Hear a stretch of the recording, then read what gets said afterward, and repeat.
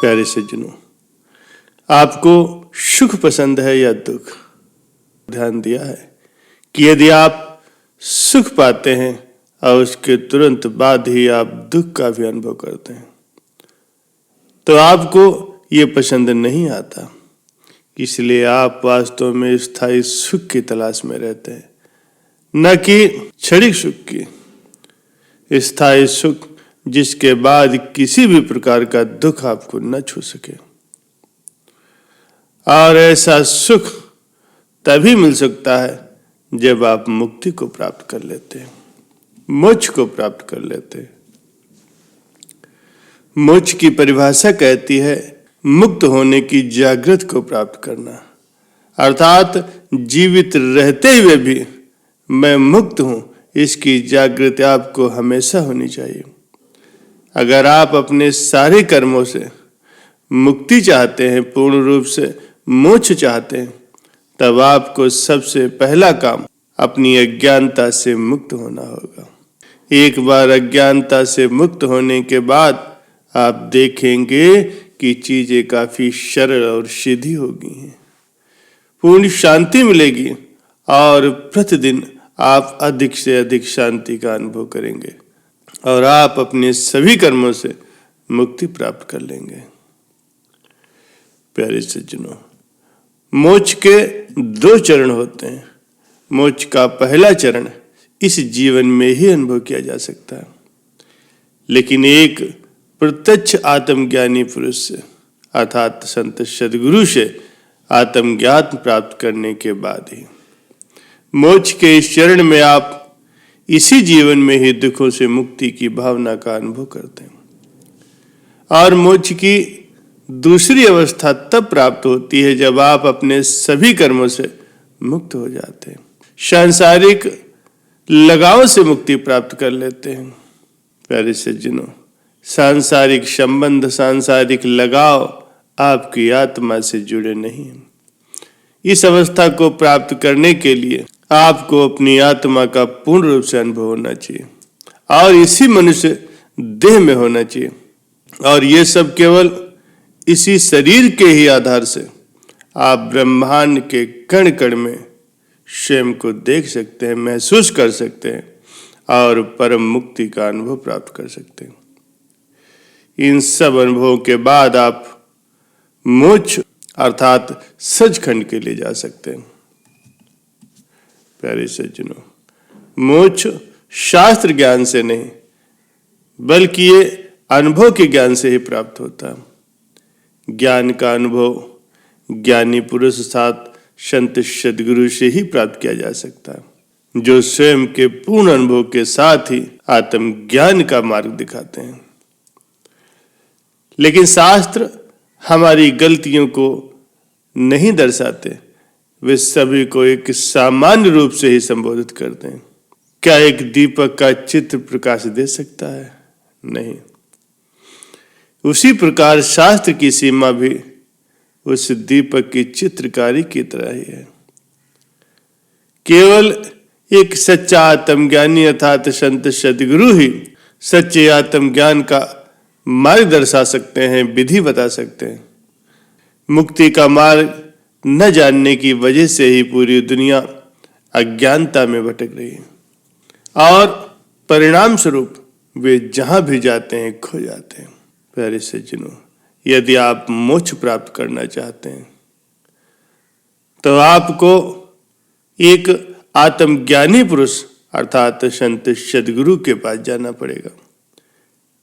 जैसे कि आपको अगर रेलवे स्टेशन जाना होता है तो आप किसी ऐसे व्यक्ति से पूछते हैं जो वहां का रास्ता जानता हो, लेकिन मोक्ष का मार्ग अत्यंत ही संकीर्ण, जटिल और भूल भुलैया की तरह है। यदि आप इसे अपने दम पर प्राप्त करना चाहते हैं तो आपके खो जाने का भय है। इसीलिए एक आत्मज्ञानी संत सद्गुरु की तलाश करें और उनके नक्शे कदम पर चलें, तभी आप आत्मज्ञान और मोक्ष प्राप्त कर सकते हैं। आत्मज्ञान के दौरान आप इन चीजों को समझते हैं कि जैसे मैं कौन हूं, अर्थात अपने आत्म स्वरूप का ज्ञान होता है। और इस सारी सृष्टि का कर्ता धर्ता कौन है, इसका भी ज्ञान होता है। इस ब्रह्मांड की सभी घटनाएं, सारा कुछ व्यवस्थित शक्ति के नियंत्रण में है। ये दुनिया पूरी तरह से एक व्यवस्थित शक्ति के द्वारा चलाई जा रही है। उस परम चेतन शक्ति के अलावा और कोई नहीं है जो इसे चलाने का सामर्थ्य रखता हो। वो परम चेतन शक्ति अर्थात परमात्मा सभी कुछ और हर चीज को व्यवस्थित रखता है, और व्यवस्थित चीज हर स्थिति में पूर्ण संतुष्टि प्रदान करती है। प्यारे सज्जनों, इस सांसारिक जीवन में क्या गलत है और क्या सही है, और मोक्ष हमें क्यों प्राप्त करना चाहिए, इसके बारे में भी थोड़ा विचार कर लेते हैं। हमारे जीवन में हम निरंतर ही धर्म के किसी न किसी रूप का अभ्यास करते हैं। इतना प्रयास करने के बाद भी किस प्रकार का परिणाम आना चाहिए, लेकिन हमें पता ही नहीं कि हमें किस प्रकार के परिणाम प्राप्त होंगे। हम लाभ के लिए व्यवसाय करते हैं, विवाह करते हैं, घर बनाते हैं इस इरादे से कि इससे हमें शांति मिलेगी, लेकिन ये हमारे लिए दुख भी लाता है। हम दुख से कैसे मुक्त हो सकते हैं, स्थायी सुख कैसे प्राप्त कर सकते हैं? यदि हम मोक्ष को प्राप्त कर लेते हैं तो हम केवल दुखों से ही मुक्त नहीं हो जाते, बल्कि अपने कर्मों से भी मुक्त हो जाते हैं। यही कारण है कि प्रत्येक व्यक्ति को मोक्ष प्राप्त करना चाहिए, और इसी जीवन काल में ही यह संभव है। प्यारे सज्जनों, आप कैसे जान सकते हैं कि आपने मोक्ष प्राप्त किया है या नहीं? इसका भी उत्तर सुन लीजिए। जब आप स्वयं के आत्म स्वरूप की अज्ञानता से मुक्त हो जाते हैं तो आप उस अवस्था को प्राप्त कर लेते हैं जो सभी दुखों से मुक्त है। इस अवस्था में आप स्वयं को कुछ भिन्न अनुभव करते हैं, जो आत्म ज्ञान से पहले आपने अपने जीवन में कभी भी महसूस नहीं किया होता। इस अनुभव से आप अपनी स्वयं की गलतियों को देख पाते हैं, और ये इस बात का प्रमाण है कि आपने मोक्ष के पहले चरण को प्राप्त कर लिया, क्योंकि एक जागृत आत्मा निष्पक्ष होती है। आप इसे जान सकते हैं क्योंकि आप एक स्वयं आत्मा हैं, और आत्मा इस ब्रह्मांड में सबसे बड़ी न्यायाधीश है। प्यारे सज्जनों, क्या किसी व्यक्ति को जीवित रहते मोक्ष मिलता है या मृत्यु के बाद ऐसी अवस्था मिलती है? मृत्यु के बाद मुक्त होने का क्या प्रमाण है? इस तरह लोग मृत्यु के बाद मोक्ष करने के झांसे में फंस जाते हैं।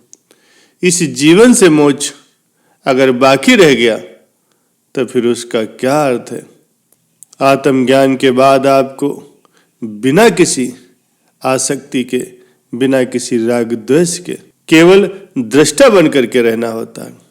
इसलिए आपको संपूर्ण रूप से सांसारिक बंधनों, ईर्ष्या, द्वेष और सभी विकारों से मुक्त होना होगा, क्योंकि ये सभी विकार इस भौतिक शरीर और मन के हैं।